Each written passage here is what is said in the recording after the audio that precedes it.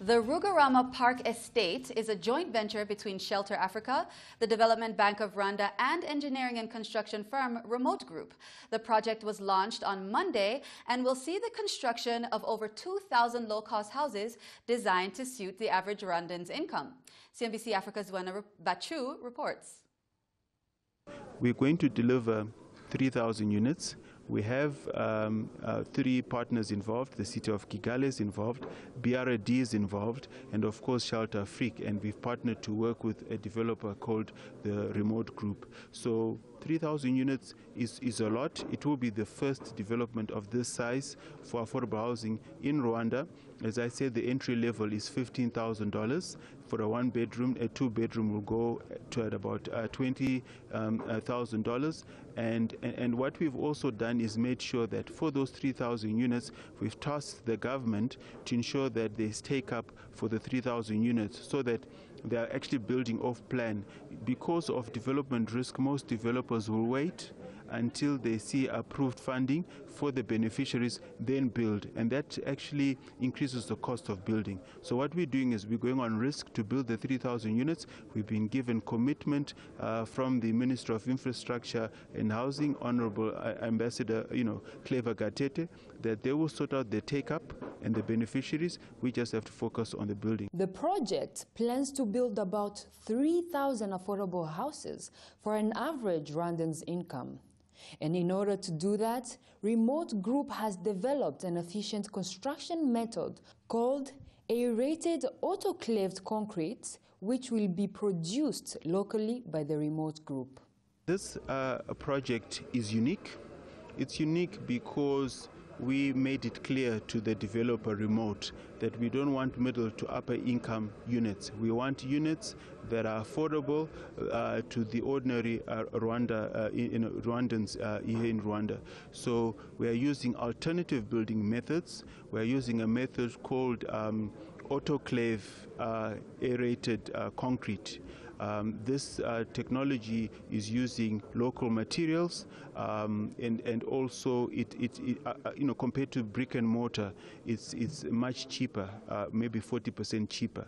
Not only is it cheaper in terms of materials, but in terms of building, where a normal house, let's say, may take you 3 months to build, 3 to 4 months. This we can build a house within a month. We have a mandate as the developer to do more and more affordable housing. So yes, we're selling these units between 12, 18, 35 million francs, but that's actually, frankly speaking, not good enough. We want to do better as a developer, and I know again that our partners share this mission with us. And so we're trying to develop a house that's going to go for 8 million francs, 10 million francs over time, to ensure that as these urbanization rates, let's say, stay static and the trajectory continues to rise in terms of people coming to the city, that there's actually housing available for them that is dignified and modern and they can access. The latest study was done actually and completed last year. It was published at the beginning of this year in January. That was done by International Growth Center on Housing in Rwanda. And that's where it indicated that the gap that we need up to 2032 will be the housing that will be needed is 310,000 units of housing. And this is a mixture, not only affordable housing, but all the housing. It includes affordable housing, it also includes other types of housing. And then it also indicated that by 2024, which is our 7-year government program, that we need 217,000 units of the housing. So this is the latest that we have. And now we have been mobilizing the people to go into the housing area, especially the affordable housing, which initially was not the key for some of the investors. They preferred some of the middle to high income earners as the targets. But because of the new program that we put in place of the Affordable Housing Fund, which is the Development Bank of Rwanda, it's going to help the low income earners to be able to afford some of these units. And what we are doing to make sure that we bring the price down is to make sure that the government will partner with the private developers so that the prices will be low. As you saw this one here, the lowest price is 12 million Rwandan francs, and it goes up to maximum of 35 for the 4-bedroom, which falls in the range of the affordable housing category. So somehow this one, we are working in partnership, but as I mentioned, we want the scale. We want more housing units. In other words, we want more than, at least 10,000 units at a go, or more than that. Rwanda is expected to be 35% urban by 2024 from 18.4% in 2017. Today we attend the launch of 2,000 affordable housing here in Rugarama. However, how close is the country in achieving this goal? Currently we are 20%, and our target is actually by 2024 to be 35,000. 35% in 2024. And we are doing everything because we have a big program that we work with the World Bank on actually working on the secondary cities and the city of Kigali. It's for urbanization, to make sure that we make our cities better for living. And we have quite different programs, including infrastructure, the slum or informal settlement upgrading, and so many others, so that we can now make our cities modern. We already have a program to do that. And by the time we reach, by 2024, when we reach 35% of urbanization, at least you have a well-organized city that can accommodate the people from low income to high income. I think that when you talk of, let's talk about the urbanization rate.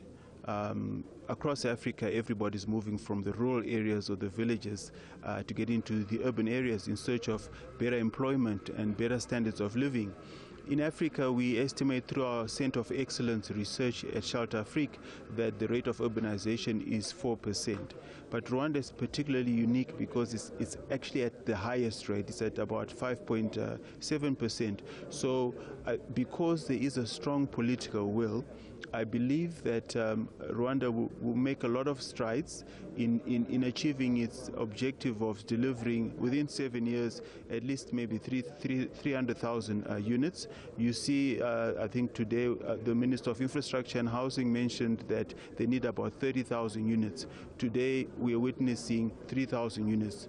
We have a developer committed to develop 3,000 units. We have other developers. For us, when we partner with developers, we do a very strict due diligence to make sure that these developers can deliver at scale and within the time period given. So I'm very optimistic, I must say. It is a huge feat and challenge, but it requires additional funding and it requires commitment, for which I've seen the commitment is there, the funding is there. As Shelter Afrique, we can bring in the World Bank, we can bring in the International Finance Corporation on our backs to be able to leverage whatever funding is available locally.